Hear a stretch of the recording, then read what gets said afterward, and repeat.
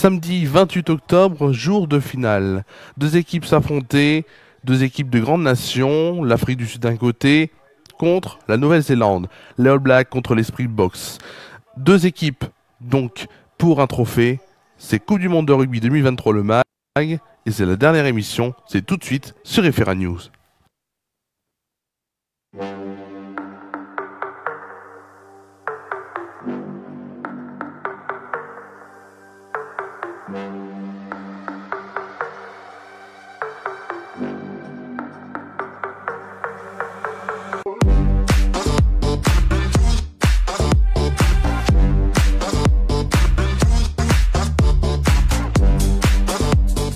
Bonsoir mesdames, messieurs, et bienvenue dans votre émission, dernière émission de Coupe du Monde de rugby 2023 le MAG.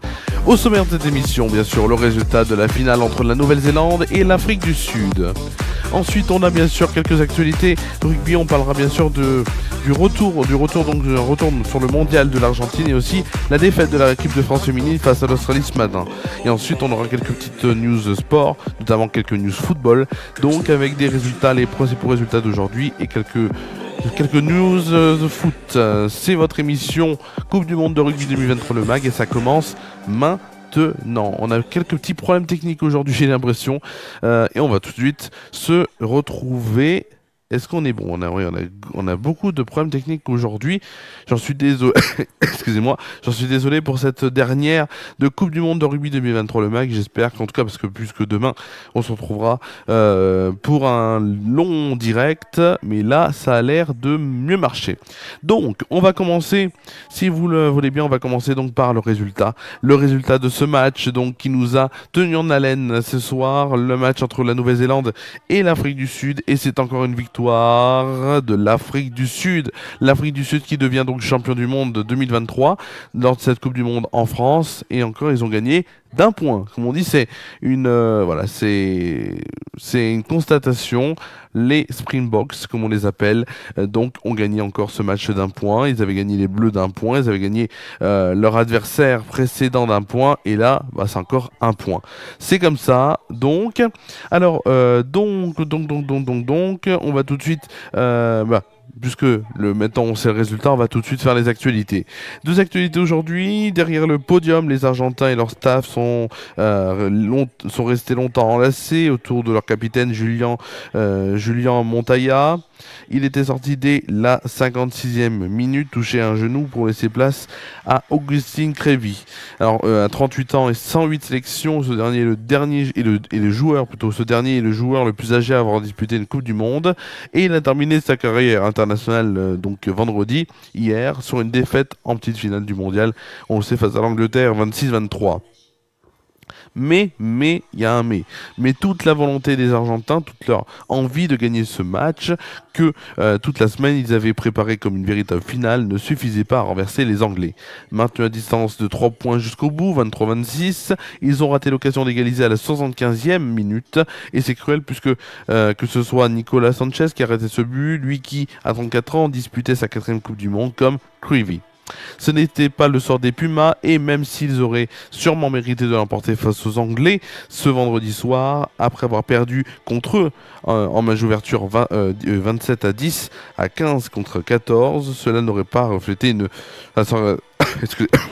ça n'aurait pas reflété une Coupe du Monde un peu fade, sans ce grain de folie qui était la marque de leurs aînés, donc en 2007 ou en 2015 encore.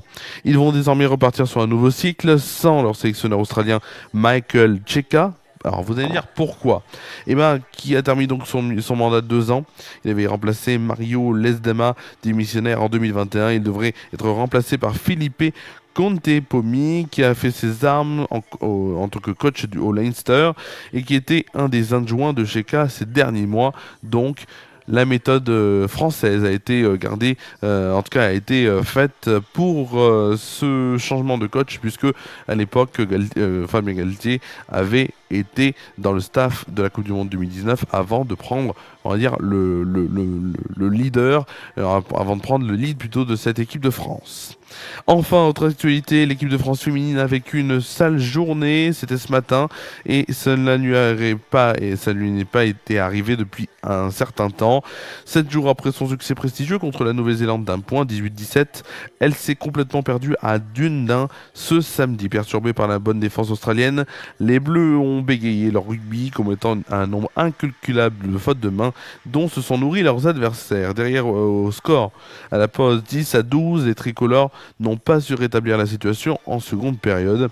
Toujours aussi fébriles, elles se sont trop isolées, donc elles s'offrant donc au grattage d'Australiennes agressives. La puissante Carpani, inarrêtable ce samedi, a inscrit 2 nouveaux essais en force par irrémédiablement creuser l'écart, notamment à la 51e minute et 70e minute. Inefficace au possible, les Bleus se sont allés 2 fois dans l'embut sans marquer par l'intermédiaire de Charlotte Escudero, 21e et 55e minute.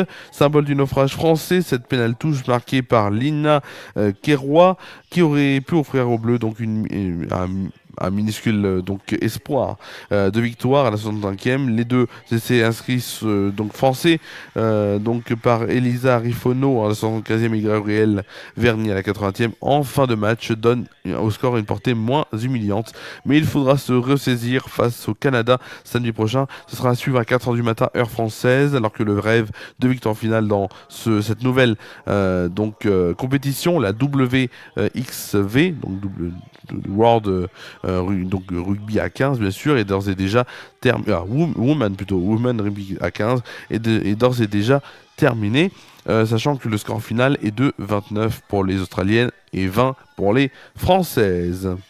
Quelques actualités football, bien sûr, même si à Madrid, Madrid et Rabat ont exprimé leur souhait d'accueillir la finale de la Coupe du Monde 2030, aucune décision n'a été prise, c'est ce qu'a déclaré le président de la Fédération espagnole de football, Pedro Rocha. Donc aujourd'hui, pareil pour la répartition, de manière générale, des matchs pour chaque pays, c'est ce qu'ont indiqué les dirigeants de football des 3 pays, réunis au complexe Mohamed VI de football à Salé, ville voisine de la capitale marocaine, Rabat. Quelques résultats importants d'aujourd'hui. À noter la victoire il y a quelques minutes de cela du Racing Club de Lens, 4-0 face à Nantes. Bien sûr, on parlera de toute la Ligue 1, bien sûr, dans Bienvenue chez Romain. Ce sera mardi 17h30, vous le savez. Liga, c'est en Espagne. Il y a eu Classico aujourd'hui. Classico entre le FC Barcelone qui menait à la mi-temps 1-0, mais Jude Bellingham a inscrit un doublé pour le Real de Madrid et score final de 2-1 pour le Real de Madrid. À noter aussi en Bundesliga, et on finira pas sur ça, puisqu'en Bundesliga, il y a eu un truc incroyable, il y a eu 0-0 il y avait à la mi-temps 0-0 entre le Bayern de Munich et Darmstadt, et c'est incroyable, le Bayern de Munich a marqué 8 buts en une mi-temps, c'est une performance incroyable, donc pour les Munichois qui s'imposent 8-0, et enfin le RB Leipzig, je vais y arriver, s'est imposé 6-0 face au FC Cologne. Enfin Serie A, on avait la Juventus qui jouait face à l'Hellas Vérone, 1-0, petit écart entre l'Hellas Vérone et la Juventus de Turin. Bien sûr, c'est la Juventus qui pas bien sûr, mais c'est la Juventus de Turin qui a marqué et qui a gagné plutôt ce match. Alors, vous allez me dire, eh oui, ça marque la fin de cette émission. C'était la dernière émission de Coupe du Monde de rugby 2023, le MAG donc. Donc après cette finale, c'était la dernière émission. Certes, la France n'a pas gagné cette Coupe du Monde, mais ça fait du bien d'avoir vu une Coupe du Monde se dérouler en France, et on peut le dire en tout cas. Voilà, ça a été une belle Coupe du Monde quand même à voir. On a été content de la suivre. J'ai été très content de la suivre et de faire cette émission pour vous. Demain, on passe à du football. Demain, on passe à du football avec une soirée spéciale Ifera News, le match spécial Olympico OM, Olympique de Marseille, face à l'OL, l'Olympique lyonnais. Donc un match qui se jouera au stade Vélodrome de Marseille, Orange Vélodrome de Marseille. Un match important à plus d'un titre pour les deux équipes. C'est à suivre sur FR News à partir de 20h35 pour l'avant-match. Puis le match commenté en direct audio à partir de 20h45. À la mi-temps, vous aurez le droit à un journal et à une météo. Bien sûr, antenne continue de 20h35 jusqu'à 22h40, du moins jusqu'à la fin du match. Sur Déclic Radio 101.1 ou déclicradio.fr ou encore en vidéo sur FR News sur cette page Facebook. Sachant qu'en plus, mardi dernier, vous n'avez pas pu vraiment écouter cette émission à l'antenne sur la FM, puisqu'il y a eu un problème avec l'antenne. On a tout résolu. L'équipe de Déclic Radio a tout résolu, et notamment notre très très bon technicien Clément, et l'équipe générale en tout cas de Déclic Radio qui a tout résolu, et donc l'antenne remarche, et l'antenne marchera mardi prochain avec un habillage spécial Halloween. Si vous allez sur FR News, vous verrez un habillage spécial Halloween, et en plus il y aura une rubrique à la fin donc d'émissions, bien sûr avant la météo, où donc il y aura des histoires qui font peur. Bien sûr une émission normale avec la première partie et événements, info, sport local, deuxième partie info nationale et sport national et international, puis troisième partie l'actualité médiatique avec les news des plateformes Netflix, Amazon Prime de la semaine, le journal et le journal de la télé. Voilà, il n'y aura pas de sujet de la semaine. Donc, puisque l'émission dure 1h30, déjà il faut que tout rentre, et les musiques bien sûr auront un rapport avec Halloween. Excusez-moi. Et donc je disais que voilà, j'allais dire aussi pour finir que le 20h ne reviendra pas encore cette semaine, c'est encore les vacances, mais il reviendra à la fin, donc à la semaine de la rentrée, le mercredi 8 donc, à partir de 20h, bien sûr, en direct sur cette chaîne Facebook en direct et en replay sur YouTube, comme toutes les émissions que je fais en direct. Merci à vous d'avoir suivi cette émission de Coupe du Monde de rugby 2023 pendant tout ce temps. Merci à vous d'avoir suivi cette émission. Je vous dis vraiment merci. Merci à vous pour votre fidélité. On se retrouve demain en direct pour une soirée spéciale Olympico OM-OL à partir de 20h35, toujours en direct. Je vous souhaite de passer une très bonne soirée, une bonne nuit, un bon dimanche. C'est important. En plus, on change d'heure. À 3h, on recule à 2h, donc une heure de sommeil en plus. Je vous dis à demain sur FR News.